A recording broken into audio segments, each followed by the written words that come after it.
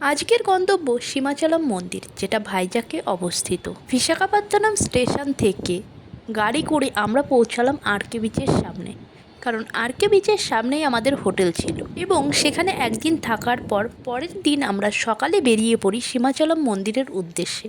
আরকে beach থেকে সরাসরি সীমাচলম মন্দিরে যাওয়ার জন্য কিন্তু বাস পাওয়া যায়। আরকে বিচ থেকে দুটো বাস যায়, একটা হলো মন্দির পর্যন্ত, আরেকটা বাস সীমাচলম মন্দিরে যাওয়ার আগে যে পাহাড়ি রাস্তা শুরু হয় তার আগে কিন্তু নামিয়ে দেয় এবং সেখান থেকে আরেকটা বাস করে যেতে হয় সীমাচলম মন্দির।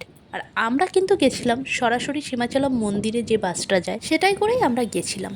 তো রাস্তাঘাট দেখেই বুঝতে পারছো এত সুন্দর পরিষ্কার পরিচ্ছন্ন, চারিদিকটা এত মনোরম, এত ভালো লাগছিল বাস জার্নিটা, সেই জন্য তোমাদের সঙ্গে কিন্তু শেয়ার করলাম।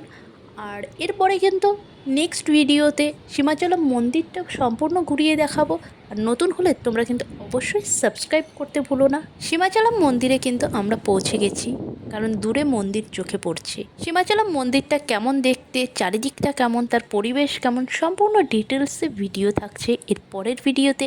কেমন লাগছে অবশ্যই জানিও। দেখা হচ্ছে নেক্সট ভিডিওতে।